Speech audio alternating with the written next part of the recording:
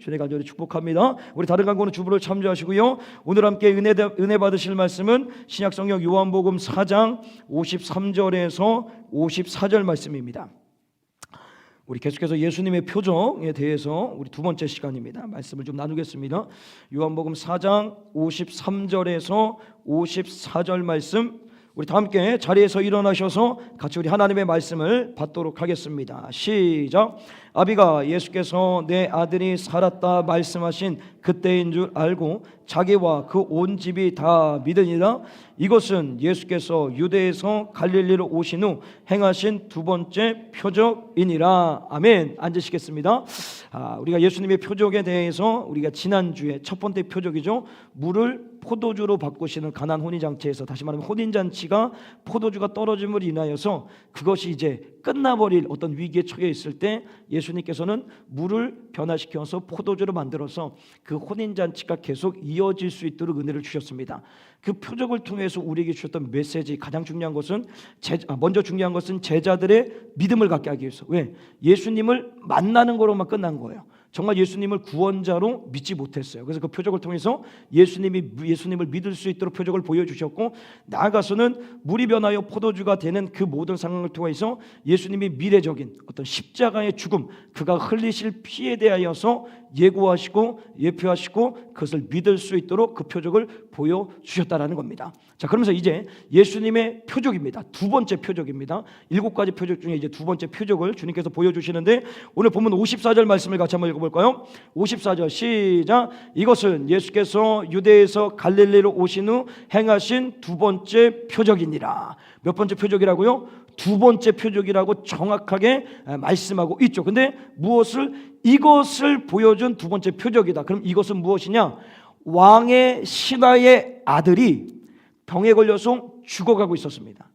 그 죽어가는 아들을 예수님께서 살려주시는 두 번째 표적을 보여주십니다. 그렇다면 이 두 번째 표적을 통하여서 예수님은 우리에게 무엇을 말씀하시고 무엇을 깨달기를 원하시는지 오늘 좀 말씀을 같이 살펴보면서 그 예수님이 원하시는 방향으로 우리가 좀 나가보도록 하겠습니다. 먼저 우리 43절 말씀을 읽겠습니다. 43절 시작. 이틀이 지남에 예수께서 거기를 떠나 갈릴리로 가시며, 자, 이틀을 지나 거기서 떠났다. 어디서 떠나셨을까요? 네, 사마리아입니다. 여러분, 요한복음 4장을 쭉 읽어보시면 예수님께서 사마리아 땅에 가서 여인을 만나시고 그 여인에게 복음을 전하고, 복음을 들은 여인이 자신의 동네로 다시 들어가서 그 예수님에 대한 복음을 전해서 요한복음의 4장 가장 유명한 구절이죠. 하나님은 영이시니 예배하는 자가 신령과 진정으로 주님을 예배할지니라. 예수님께서 말씀하신 그 말씀이죠. 그러니까 예수님이 지금 이틀 전에 사마리아에 계시다가 이동하셔서 고향 땅인 갈릴리로 오셨다라는 겁니다. 그러면 이 갈릴리로 오셔서 가장 먼저 44절 말씀을 좀 읽어볼까요? 44절 시작. 친히 증거하시기를 선지자가 고향에서 높임을 받지 못한다 하시고, 예수님이 갈릴리에 도착하자마자 하신 말씀이 뭐냐면 선지자가 고향 땅에서 환영을 받지 못한다라고 말씀을 하세요. 그러니까 본인을 얘기를 하시는 거죠. 당신이 고향 땅에 왔는데 이 고향 땅에서 나를 환영해 주는 사람이 없다라고 얘기를 하세요. 그런데 좀 이상한 게 있습니다. 그 다음 구절을 한번 볼까요? 45절 말씀. 45절 네, 45절 네, 45절 시작. 갈릴리에 이르심에 갈릴리인들이 그를 영접하니. 자, 잠깐만요. 자, 어떻게 했다고요? 영접했어요. 좀 전에는 뭐라고요? 나를 환영해 주는 자가 없다고 하는데 이 갈릴리 사람들이 나를 영접했다라고 얘기를 합니다. 그러면 앞에 구절과 뒤에 구절이 상충되죠.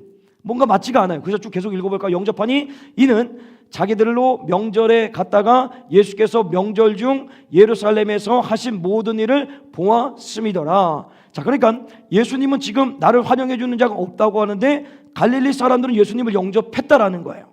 그럼 이 영접이 어떤 영접이냐? 오늘 여기서 말하는 영접은 예수 그리스도의 나의 구원자십니다. 나의 모든 것 되십니다. 내가 그분을 위해 살고 죽을 수 있는 믿음을 내가 갖고 있습니다. 이런 고백이 아닙니다.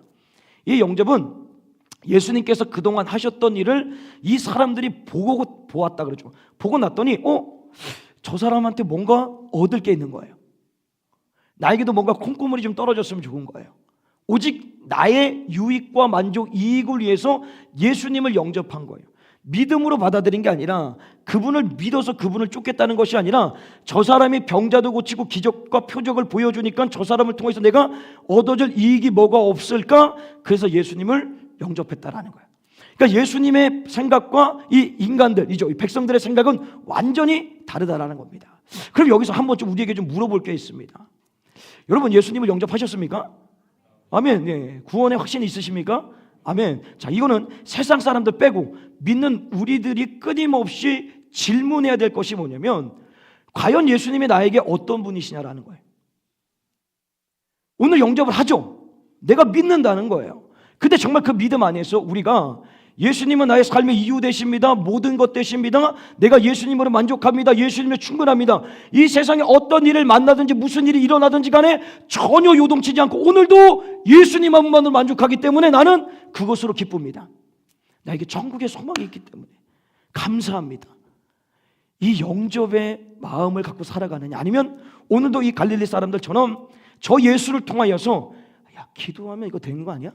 한번 해볼까? 예를 들어서 기도하는 게 좋은 겁니다. 나쁜 게 아니라 끊임없이 어떤 나의 만족과 유익을 위하여서 예수 그리스도가 그냥 구원자로 존재하는 것이 아니라 나의 필요를 채우기 위한 분, 물론 그것이 나쁘다는 게 아닙니다. 그냥 내가 어떤 육신적인 필요, 세상에서 요구하는 물질, 명예, 성공, 출세를 위하여서 예수님을 가까이 영접하고 있느냐, 사실 이 질문을 우리에게 해야 됩니다. 다시 한번 여러분에게 예수님은 어떤 분이십니까? 저에게도 묻는 거예요. 바라는 것은 평생에 우리의 삶 가운데 이 세상이 어떻게 돌아간다 할지라도, 앞으로 아까도 얘기했지만 대선이 있습니다. 누가 될지는 모르지만 나와 반대인 사람이 됐다, 이게 아닙니다. 주님, 이 모든 것이 주님의 뜻 안에 달려 있습니다. 주의 주권에 맞게, 예를 들자면 요동치지 않고 오늘도 그 복음 위에 예수님 한 분만으로 만족한다라는 그 고백처럼 세상이 뭐라 그런다 할지라도 오늘도 내가 그 길을 걸어갈 수 있는 복된 인생이 돼야 된다는 겁니다. 여러분, 예수님을 그렇게 믿으시길 주님의 간절히 축복합니다. 나의 만족과 유익을 위해서 믿는 것이 아니라 나를 영원한 영생의 자리로 이끌어 가신 그 주님으로 믿으시길 소망합니다. 그래서 그 주님 한 분만으로 만족하는 매일의 삶이 되시길 주님의 간절히 축복합니다. 자, 어쨌든 그런 가운데서 이제 예수님께서 그 말씀을 하시고요, 이제 46절 말씀을 같이 한번 읽겠습니다. 46절 시작. 예수께서 다시 갈릴리 가나에 이르시니 전에 물로 포도주로 만드신 곳이나 왕의 신하가 있어 그 아들이 가버나움에서 병들었더니, 자, 첫 번째 표적을 보여주신 데가 어디죠? 갈릴리 가나입니다. 근데 오늘 두 번째 표적도 동일하게 갈릴리 가나에서 보여주십니다. 그러면 뭔가의 연결선이 있다라는 거죠. 연결된 게 있다라는 거. 왜 굳이 시간이 지난 다음에 또 그 장소에 와서 또 표적을 동일한 장소에서 보여주실까? 이것은 이제 나중에 끝에 가서 왜 그런지 좀 말씀을 나누고요. 어쨌든 예수님께서 첫 번째 표적을 통하여서 자신의 죽음을 예고하셨습니다. 십자가의 피를 흘리신다라는 것을 예고하셨고, 이제 두 번째 표적을 보여주시려고 이 갈릴리 가나지에 오셨는데, 그 시간대에 그때에 어떤 일이냐면 한 30km 떨어져 있는 가버나움에 왕의 신하의 아들이 병들어 있었습니다. 이제 나중에 성경에 보면 병들어 죽어가고 있다라고 얘기를 합니다. 자, 근데 여기서 말씀해 보게 되면 47절 말씀을 볼까요? 이제 47절 말씀 시작. 그가 예수께서 유대로부터 갈릴리에 오심을 듣고 가서 청와대에 내려오셔서 내 아들이 병을 고쳐주소서 하니 저가 거의 죽게 되었음이니라. 자, 이제 왕의 신하죠. 이 신하가 예수님이 갈릴리에 왔다라는 소식을 듣고 예수님을 만나러 갈릴리 가나로 가서 예수님을 만나서 우리 죽어가는 아들을 좀 고쳐달라라고 얘기를 합니다. 먼저 이 왕의 신하는 누구일까? 이름도 성도 모르기 때문에 모릅니다. 그러나 보게 되면 귀족입니다. 아마도 헤롯의 신하니까 이에게는 수많은 밑에 부리는 사람들이 있는 거예요. 그러면 내가 종에게 얘기해, 야, 저기 갈릴리 가나에 가면 예수라는 사람이 있으니까 가서 좀 오라고 해라. 명령을 해서도 데리고 올 수 있는 위치에 있는 사람인 거예요. 권력도 있고 명예도 있고 물질도 있고. 자, 그런데 문제가 뭐냐면 아들이 병들어 죽어가는 데서는 그 권력, 명예, 물질 아무 소용이 없다라는 거예요. 맞지 않습니까? 내가 아무리 술집하고 성공했다는데 내 안에 질병이 찾아와서 그것을 아무도 고쳐줄 수 없는 상황에 놓이게 되면 그 출세하고 성공한 것이 뭐가 중요하겠습니까? 그걸로 내 병을 고쳐줄 수가 없단 말이죠. 그러니까 이 왕의 신하가 어떻게 해서든지 예수를 자기가 만나서 그 예수를 좀 데려다가 우리 아들을 좀 고쳐주고 싶은 거예요. 왜 고쳐주고 싶어요? 소문에 의하니까 예수가 병든 자를 고친다라는 얘기를 들은 거예요. 그러니까 이 사람이 직접 가는 거예요. 어느 정도 가냐면 아까도 얘기했지만 30km 떨어져 있다라고 말씀드렸습니다. 근데 이 30km라는 것이 오늘날 우리가 생각했을 때 그냥 한번 갔다 왔다 할 수 있는 그런 거리라고 생각하시면 안 됩니다. 여기서 말하면 예수님 내려오셔서 우리 아들을 고쳐달라고 얘기한 것처럼 이게 가버나움에서 갈릴리로 갈 때는 올라가는 길인데 이 올라가는 길이 직선이 아니라 굽이굽이 강을 넘고 산을 넘어서 굽이굽이 그 길 쫓아가서 얼마나 걸린 이틀 길입니다. 그러니까 이틀 길을 이 아버지가 달려간 거예요. 누굴 만나기 위해서? 예수님을 만나기 위해서. 만나는 목적은 뭐죠? 내 아들이 병들어 죽어가고 있기 때문에 그 아들을 살리기 위하여서 예수님을 만나서 고쳐달라. 어디서? 우리 집으로 오셔서 고쳐달라. 그 부탁을 위해서 그 거리를 갔다라는 거예요. 근데 이 말씀 속에 보면 청와대라는 말이 있어요. 서울에 있는 청와대 아니고요. 청와대. 발음이 잘 돼야 됩니다. 이 청와대가 뭐냐면 반복적으로 포기하지 않고 끝까지 매달렸다라는 거예요. 이런 의미를 담고 있는. 그러니까 계속해서 예수님한테 계속 얘기하는 거예요. 제발 내려오세요. 우리 집으로 가세요. 우리 아들을 고쳐주세요. 제발 제발 계속해서 얘기를 합니다. 자, 그런데 예수님께서 그렇게 간절하게 매달리는 이 왕의 신하에게 어떻게 반응을 하시냐면 우리 48절 말씀 같이 한번 볼까요? 48절 시작.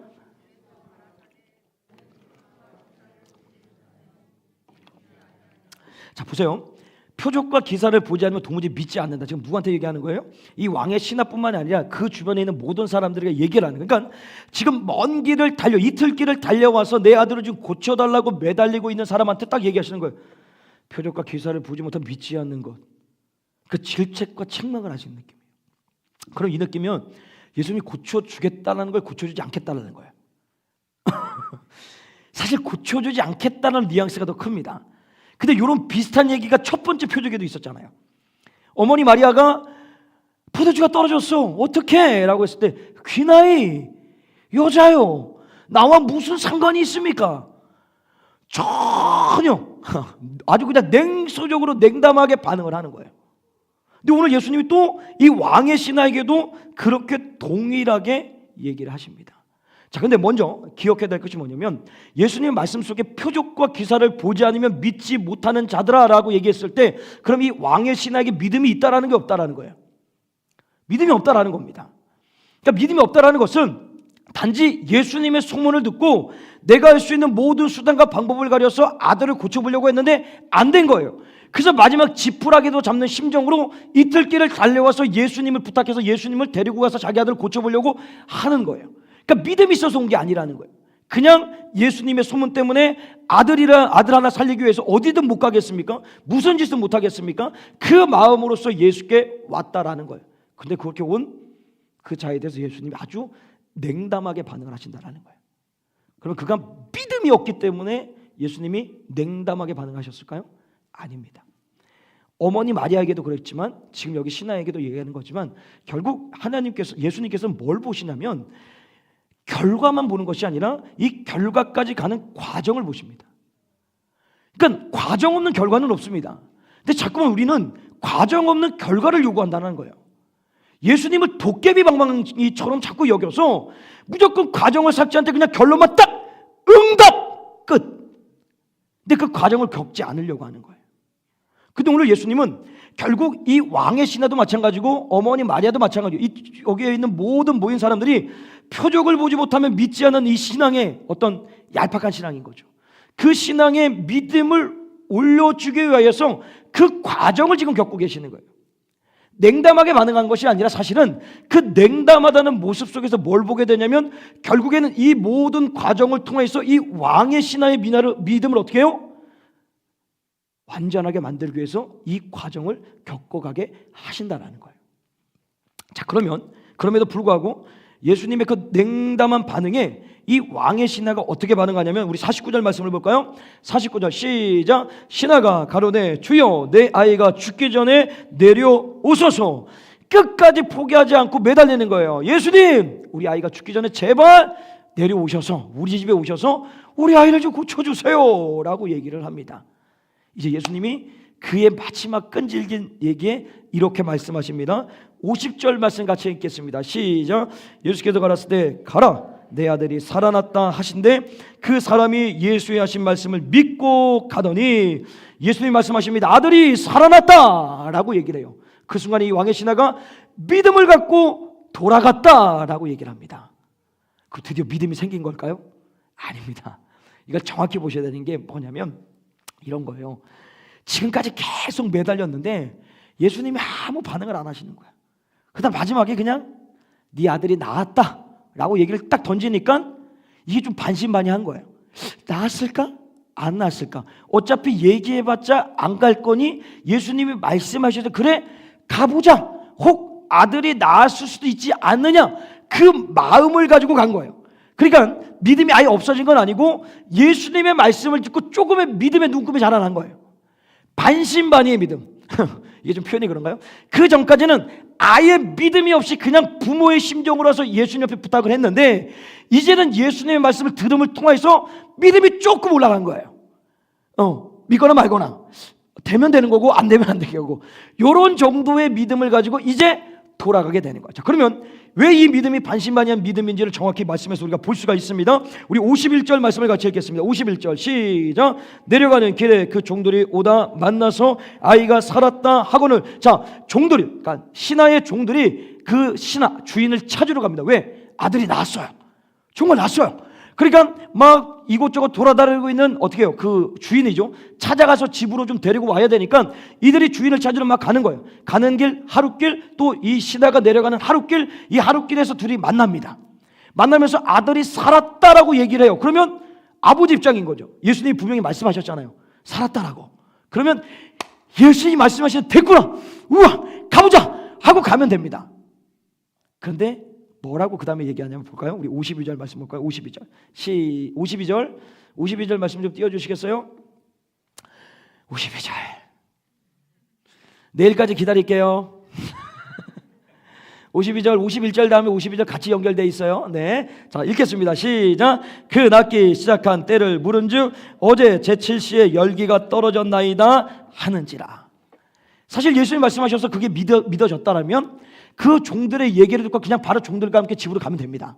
근데 그걸 물어요. 언제 몇 시쯤에 났어? 그랬더니 어제 7시, 오늘날로 말하면 오후 1시에 났대요. 예수님 말씀하신 시간하고 보니까 딱 맞아요. 예수님 말씀하셔서 나셨네? 자 보세요. 그러니까 이 믿음이라는 게 와 믿고 내려간 게 아니에요. 만약에 믿고 내려갔다면 어떻게 해요? 그냥 믿고 가는 거예요. 종들의 얘기하면 됐다고 가면 돼요. 근데 아니었던 거예요. 언제쯤 났어? 그게 몇 시야? 그걸 확인한 다음에 그 다음에 생깁니다. 어떻게 생깁니까? 자, 우리 다음 절 53절 읽겠습니다. 53절 시작. 아비가 예수께서 내 아들이 살았다 말씀하신 그때인 줄 알고 자기와 그 온 집이 다 믿으니라. 드디어 믿음이 생겼어요. 누굴 향해서? 예수님을 향해서. 자기만 생긴 게 아니라 자기가 만난 예수님의 말씀을 통해서 이 가족까지도 그들에게 복음을 전해서 이들도 믿음이 생길 수 있도록 그 역할도 같이 합니다. 자, 그러면 먼저요, 이 아들이 살아난 것이 이 아버지의 믿음 때문에 살아난 겁니까? 아니에요. 아버지의 믿음은 아무것도 없습니다. 그럼 뭘로 살아났어요? 예수님의 말씀, 오직 예수님의 은혜로 그 아들이 병들었다 살아났다라는 거예요. 그러면 지금 이 아버지가 어쨌든 마지막에 와서는 믿어요. 완전히 예수님 믿는 거예요. 그리고 그 믿음까지 올 때까지 왕의 신하죠. 아버지가 뭐 한 게 있습니까? 그 믿음을 갖게 된 거예요. 한 게 있습니까? 없어요. 그냥 그 모든 믿음도 누가 만들어 주신 거예요? 예수님이 만들어 주신 거예요. 그 과정 속에서 결과가 뭐예요? 이 왕의 신하가 온전히 예수를 믿을 수 있도록 그 과정 모든 상황을 예수님이 만들어 주신 거예요. 그래서 믿음을 뭐라고 얘기합니까? 에베소서 우리 2장 8절 말씀을 같이 읽겠습니다. 2장 8절 시작. 너희가 그 은혜를 인하여 믿음으로 말미암아 구원을 얻었나니 이것은 너희에게 난 것이 아니요 하나님의 선물이라. 자, 우리가 예수 그리스도를 믿어서 구원을 받는데 그 믿음조차도 우리가 믿어서 믿어진 게 아니라 주님의 은혜로 우리에게 선물을 주셨기 때문에 뭘로? 믿음을. 그러니까 우리에게는 의라는 게 일도 있을 수가 없다는 거예요. 우리 어떤 노력과 수고로서 예수를 믿은 게 아닌 거예요. 믿음조차도 하나님의 선물로서 우리가 받아서 그 예수를 믿게 되었다라는 거예요. 그걸 이 말씀 속에서 보여주시는 거예요. 그러면서 이 마지막 결론으로 가서 이 왕의 신하의 어떤 이 과정, 아들이죠. 이 아들이 죽어가고 있는 아들을 예수님께 살리심을 통하여서 예수님이 이 표적을 통해서 원했던 것, 그것이 뭐냐면 바로 이 왕의 신하가 믿음을 갖고 그의 가족도 믿음을 갖고 이 모든 역사를 함께 보는 자들이 믿음을 갖는 거예요. 그러니까 가나안의 혼인잔치에서 물을 포도주로 만드셔서 누구에게 믿음을 주셨어요? 제자들에게. 그러니까 똑같은 얘기인 거예요. 사실 첫 번째 표적이나 두 번째 표적이나 모든 것이 뭐예요? 믿음을 갖게 하기 위하여서 이 표적을 보여주셨다라는 거예요. 자, 그러면 오늘 이 말씀을 좀 이렇게 우리에게 좀 적용해 갔으면 좋겠어요. 여러분 가끔 이런 얘기 하지 않습니까? 믿음이 좋다, 뭐 믿음이 좋지 않다. 저분 믿음이 좋은 것 같아, 믿음이 안 좋은 것 같아, 뭐 이런 얘기를 하잖아요. 자, 근데 한번 잘 생각해 보세요. 우리가 교회라는 공간에 나올 때, 우리가 지금 이 공간에 나올 때 믿음이 대단해 갖고 나오신 분 있습니까? 막 믿음이 진짜 막 이 산을 들어 옮길 수 있는 믿음을 갖고 나오신 분 있으십니까? 처음에 나올 때 아니잖아요.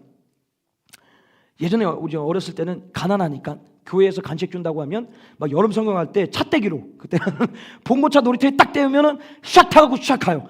요즘은 하면 그렇게 되면 어떻게 하죠? 납치죠, 납치. 큰일 납니다, 큰일 나. 근데 예전에 어렸을 때만 생각하면 놀이터에서 막 놀고 있으면, 특히 여름 성경학교 때 되면 봉고차가 교회에서 와요.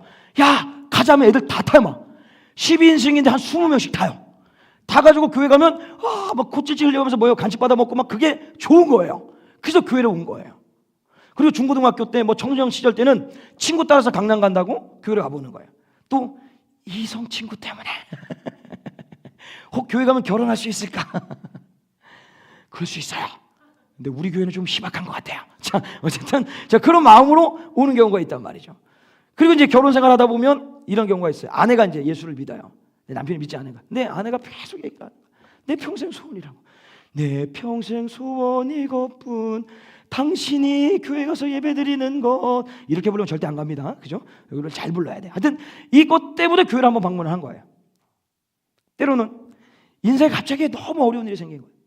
고난도 있고 뭐 질병이 있거나 뭐 사업이 진짜 막 곤두박질 치거나 막 여러 가지 일들 보다 보니까 지푸라기 잡듯이 심정으로 그냥 교회 가면 뭔가 있을 것 같아요. 그래서 교회로 와본 거예요. 이 모든 과정 속에서 대단한 믿음 갖고 오신 분 있으십니까? 없습니다. 다 믿음이 없는 상태에 사실 온 것 같아요. 네. 그리고 나서 교회에 와가지고 그냥 있는데 주님 찬양합니다 막 이러니까 안 될 것 같아요. 같이 해보는 거예요. 같이 해보다 보니까 그 말씀을 듣고 기도도 하고 그냥 어설프게 따르다 보니까 그냥 내 마음 가운데 반신반의한 믿음이 생기는 거예요. 킨 것도 같고 아닌 것도 같고, 기도하면 응답된다고 얘기를 하는데 난 한 번도 기도해 본 적이 없는데 그 말씀이 딱 들려지니까 기도해 볼까? 혹 되지 않을까? 라는 반신반의한 믿음을 갖게 되는 거예요. 그러다가 정말 기도를 해본 거예요. 근데 기도했더니 정말 응답이 돼버린 거예요. 그래서 갑자기 내 믿음이 확 올라가 버린 거예요. 그래서 지금 여기 남아 계신 게 아닙니까? 아닙니까? 대단한 믿음 다 가지고 오셨나 봐요. 저는 모태신앙입니다. 아버지도 목사님이죠. 근데 저 예수 안 믿었어요. 저 예수 안 믿었다니까요. 제가 말씀드리잖아요. 저는 태어날 때부터 믿음을 갖고 태어난 게 아니에요. 태어날 때는 믿음이 정말 없었습니다. 청년 때도 믿음이 없었습니다. 그러다가 군대에서 어떤 일을 만나고 고난이 좀 찾아와서 그 고난 때문에 교회를 찾고 거기서 인격적으로 주님을 만나서 믿음이 이제 조금씩 나아져서 지금도 사실 목사지만 반신반의한 믿음이에요. 그래도 여러분도 조금 난 것 같아요. 제가 제가 좀 나아요. 저는 그래도 나아요. 근데 저보다 조금 더 나은 분이 우리 집에 계세요. 그건 너무 번접할 수 없는 수예요. 번접할 수 없어요. 이게 목회를 받고 제가 가끔 그래요. 당신이 목회를 하면 어떨까? 내가 목회를 안 하고 당신이 목회를 하면 더 많은 역사가 일어날 것 같아. 이런 얘기를 제가 가끔 합니다. 어쨌든 중요한 것은 우리가 그런 믿음으로 산 게 아니라는 거예요. 이 믿음이 점진적으로 올라가고 있는 거예요. 그러니 사실 믿음이 좋다, 믿음이 없다, 이 말 자체가 사실 우리가 잘못된 겁니다. 그냥 교회에 오다 보면 가랑비에 옷 젖듯이 듣다 보면 또 옆에서 이렇게 하다 보면 그것이 나에게 도전이 돼서 믿음이 조금씩 자라는 거예요. 신앙을 10년, 20년, 30년 했는데 아직도 믿음이 그냥 이게 될까? 안 될까? 막 기도 쫙 하고 정말 열고 딱 나가면서 뭐가요? 걱정 것이 다시 다 싸질러 가잖아요. 10년, 20년 해도 그렇다니까요. 아니 목사인 저도 그런다니까요. 그러니까 내가 믿음이 연약하다, 믿음이 약하자, 믿음이 없다, 이게 사실 우리한테 있는 게 아니에요. 다 주님 손에 달려있는 거예요. 근데 중요한 게 뭐예요? 오늘 보세요. 이 왕의 신하가 어쨌든 믿음이 약간 올라왔어요. 예수님 말씀 없다가 예수님 말씀을 듣고 믿음이 조금 올라와서 가는 길에 신하를 만나가지고 의심되는 마음을 가지고 물었어요. 몇 시쯤 나왔니? 어제 7시쯤입니다. 이게 어떤 의미를 담고 있냐면, 여러분 물으세요. 믿음 있는 척 하지 말라니까요. 그냥 의심이 되면 의심이 된다고 얘기를 해야 돼요. 모르면 물어야 돼요. 왜 물어야 돼요? 물으면 듣게 되니까. 믿음은 어디로부터 와요? 들음에서. 어떤 들음? 하나님의 말씀을 들음으로부터 우리에게 믿음이 온단 말이에요. 근데 가끔 보면 한 10년 20년 신앙생활하면 어쩔 수 없어요. 그냥 이게 그냥 폼이에요. 폼. 믿음이 좋은 것처럼 있어요. 제가 그랬어요. 그냥 믿음 좋은 목사님 같아요. 오직 기도와 말씀의 전문 목사님 같아요. 신령한 것 같아요. 말만 하면 막 그냥 뭔가 다 될 것 같은 느낌이 없잖아요, 여러분. 그죠? 저는 있어요. 자, 여러분 없지만 그냥 가만히 있으면 안 된다는 거예요. 그냥 신앙을 내가 믿음이 좋냐 이게 아니라, 사실 믿음 좋은 사람이 여기 얼마나 있겠습니까? 없어요. 그 믿음 누가 주시는 거예요? 주님이 주시는 거예요. 그러면 내가 믿음 있는 척 있는 것이 아니라 의문이 되고 궁금하고 의심스러운, 이건 잘못된 게 아니라는 거예요. 왕의 신하처럼 물어야 돼요. 야, 몇 시냐? 언제 이루어졌냐? 무엇이 됐느냐? 그걸 듣고 확인해서 그 믿음을 성장시키는 것도 은혜라는 거예요. 여기를 위해 틀을 좀 바꾸셔야 돼요. 믿음 있는 척 하지 마세요. 주님 원하지 않으십니다. 내가 권사, 집사, 장로, 목사? 아니에요. 그걸로 천국 가는 게 아닙니다. 믿음으로 가잖아요. 그럼 그 믿음이 매일같이 어린아이같이 머물러 있지 말고 내가 조금씩 올라가기 위해서는 뭐예요? 물어야 된다니까요. 가만히 있으면 가만히 받게 되지 않습니다. 물어야 돼요. 목사님, 예수님이 무엇인지 기도하고 받은 일로 믿으라고 하면 기도 다 응답해. 나 이거 안 믿어져요. 보세요. 내 지금 삶을 보세요. 된 게 뭐가 있어요? 라고 얘기할 수 있단 말이에요. 그렇게 얘기해도 돼요. 얘기하다 보면 신실하고 믿음 있는 목사님이 얘기해 주겠죠. 그래도 집사님, 같이 우리 기도해요. 결국 주님 이루어 주시는 걸 보시면 좋을 것 같아요. 최근에 저 사랑의 교회죠. 거기서 메시지, 그러니까 강준빈 목사님, 미국에서 목사님이 오셔가지고 말씀을 전하시는 가운데 제가 이제 놓쳤던 걸 이제 아내가 듣고 저한테 얘기를 해준 게 있어요. 제가 깜짝 놀랐습니다. 그 얘기 듣고. 어떤 얘기냐면, 자 보세요. 모세가 가나안 땅에 들어갔습니까? 못 들어갔습니까? 못 들어갔죠.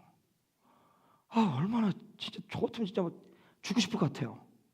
바로 코앞에는 아니지만 내가 지금 40년 동안 이 인간들을 데리고 저기 가면 되는데 뭐 때문에 못 가요? 승질내서 화내가지고 못 가요. 한번 생각해 보세요. 바로 코앞에 있는데 내가 여기를 못 가는 거예요. 막 40년 동안 사모하고 바라봤던 그 땅이었는데 못 들어간 거예요. 얼마나 괴롭겠어요. 그 기도가 응답이 안 된 것 같아요. 근데 놀라운 일이 생깁니다. 1700년 이후에 예수님께서 변화산에 계실 때 누구하고 만나죠? 모세와 엘리야하고 만납니다. 거기가 어디입니까? 가나안 땅입니다. 가나안 땅을 모세가 밟았어요. 못 밟은 게 아니라니까요. 그것도 누구와 함께? 예수님과 함께. 내가 밟은 게 아니라 우리의 구원자 되신 예수님과 함께 그 응답의 역사를 누렸다는 거예요. 제가 그 얘기 듣는데 내 문이 확 열리고 지금도 막 막혀 있는 것들이 있었는데 다 되는구나. 응답이 안 되는 게 없구나. 보세요. 이 얘기 딱 들으면 여러분의 마음가운데 어떻게 해요? 이야, 되는구나. 들으니까 되는 거예요. 이 믿음이 우리에게 필요하다는 거예요. 그 믿음을 위해서 어떻게 된다? 가만히 있으면 절대 믿음이 성하지 않습니다. 의심되면 의심되는 대로, 궁금하면 궁금하는 대로 묻고 따지고 가는 거예요. 그러다 보면 눈금이 조금씩 늘어나서 그 믿음이 견고하게 세워진다는 거예요. 나가서 마지막으로 오늘 결국 이 두 번째 표적을 통해서 왕의 신하에게 믿음을 주심과 동시에 더 나아가서는 어디까지 보십니까? 자, 가나안 혼인잔치 첫 번째 표적은 예수님이 죽음을 예고하셨어요. 자, 그러면 이 두 번째 표적을 통해서 죽음으로 끝나는 게 아니다. 아들이 살잖아요. 그럼 누가 사시는 거예요? 예수 그리스도가 사신다는 거예요. 죽음으로 끝나는 것이 아니라 3일 만에 부활하실 예수 그리스도, 사망 권세 깨뜨리시고 모든 것을 통하여서 회복하실 그 예수가 산다라는 그 메시지, 그걸 주신과 동시에 모두 다 믿을 수 있도록 지금 두 번째 표적을 보여주고 있다라는 것입니다. 오늘 다시 한번 이 말씀을 여러분들 기억하셔서, 야, 내 믿음이 지금 어디쯤에 와 있을까? 그냥 마당만 먹고 왔다 갔다 하는 그냥 종교인으로 머물러 있느냐, 아니면 반신반의하는 믿음에 머물러 있느냐, 아니면 오직 주님을 위해서 사는 믿음으로 와 있느냐, 어떤 형편이든 상관없습니다. 여러분, 주님이 그 믿음 만들어 가십니다. 어떻게 만들어 가세요? 믿음이 없다? 반신반의한 믿음으로. 반신반의 믿음이다? 그러면 완전한 믿음으로 주님 만들어 가시냐. 그 과정 속에 우리에게 필요한 건 뭐예요? 끊임없이 물으셔야 돼요. 의심되면 의심된다고 주님 앞에 물은 거야. 묻다 보면 결국 들음을 통해서 우리 믿음이 어떻게 해요? 견고한 믿음이 되는 거예요. 그 믿음을 통하여서 하나님이 주시는 그 모세가 1700년 이후에 가나안 땅을 밟은 그 응답의 역사를 누리는 것처럼 우리 역시도 매일 삶 가운데 그 은혜를 누리게 된다라는 것입니다. 다시 한번 이 말씀을 기억하시고 그 은혜 자리에 여러분들이 있으시길 주님 간절히 축복합니다. 우리가 정말 말씀을 생각하시면서